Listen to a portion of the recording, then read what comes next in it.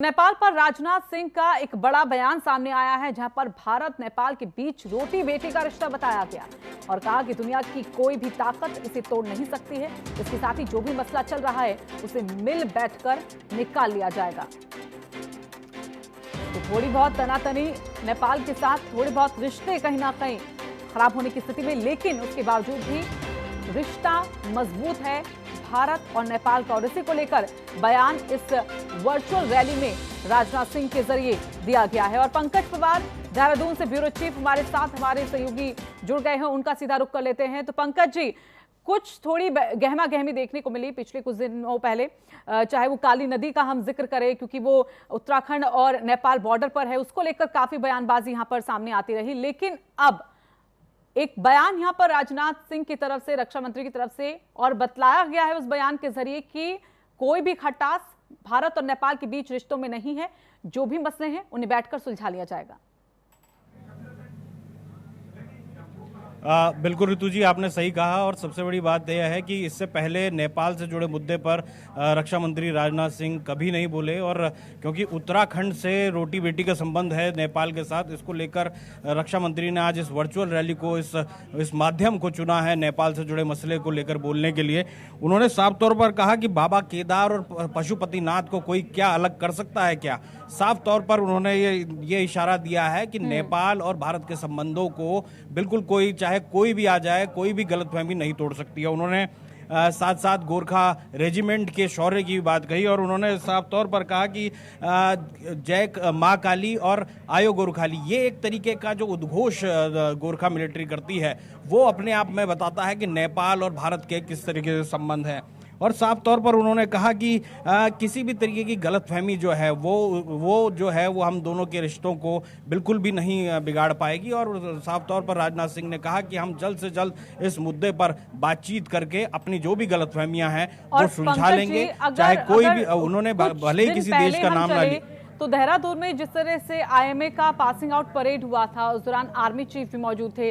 चीन और नेपाल दोनों के ही रिश्तों के साथ को लेकर उन्होंने अपने बयान दिया था, और चीन को लेकर कहा था, यही इसी तरह की बात उनकी भी यहाँ से सामने आई थी कि मसले हैं सुलझा लिए जाएंगे, कोई भी मतभेद यहाँ पर नहीं है। और अब रक्षा मंत्री का इस तरह से बयान, यानी कि भारत ने कहीं ना कहीं अपना स्टैंड क्लियर कर लिया है, अपने विचार यहाँ पर साफ कर लिए हैं। अब शायद नेपाल को यहाँ पर जरूरत है कि वो समझे और रिश्ते जो मजबूत बने हुए हैं वो बरकरार रहे।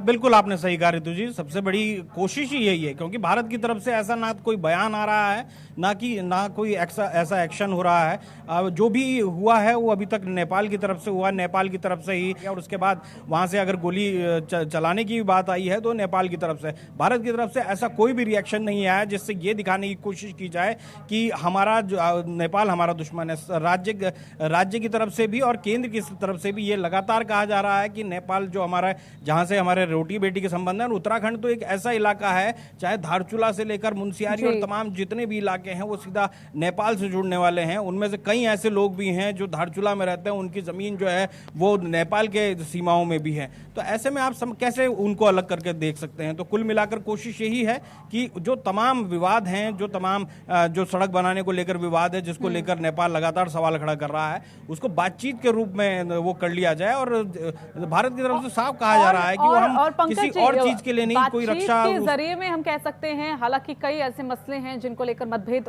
होता रहा है, लेकिन काली नदी एक ऐसा मुद्दा है जो धारचूला और नेपाल से यहाँ पर जुड़ा हुआ है। उसको लेकर वक्त पर देखा जाए तो बयान आते रहते हैं, चाहे भारत की तरफ से हो या फिर नेपाल की तरफ से। तो शायद इस मसले को पहले सुलझा लेना बेहतर ही होगा।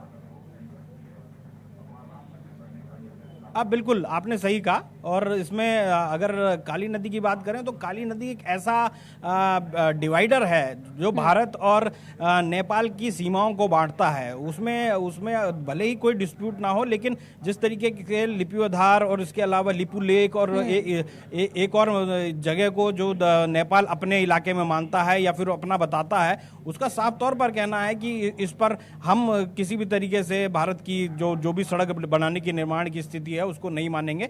लेकिन अब जिस तरीके से रक्षा मंत्री और तमाम लोग, चाहे जनरल थल सेना के जनरल जो हैं उन्होंने भी जब आईएमए में बात कही थी, उन्होंने एक साफ तौर पर कहा था कि नेपाल से हम अपने संबंध सुधार लेंगे और जो भी मुद्दे हैं उनको मिल बांट कर बातचीत के माध्यम से उनको सुलझा लिया जाएगा। तो कुल मिलाकर भारत की तरफ से बेहद सकारात्मक बयान आ रहे हैं, बेहद सकारात्मक बातें आ रही हैं। अब देखना दिलचस्प होगा कि आने वाले समय में क्या नेपाल भारत की सकारात्मकता को किस तरीके से उसका जवाब देता है या उनका नकारात्मक रवैया जो है ऋतु जी वो बना रहता है। जी बिल्कुल, चलिए बहुत बहुत धन्यवाद आपका पंकज जी हमारे साथ जुड़ने के लिए।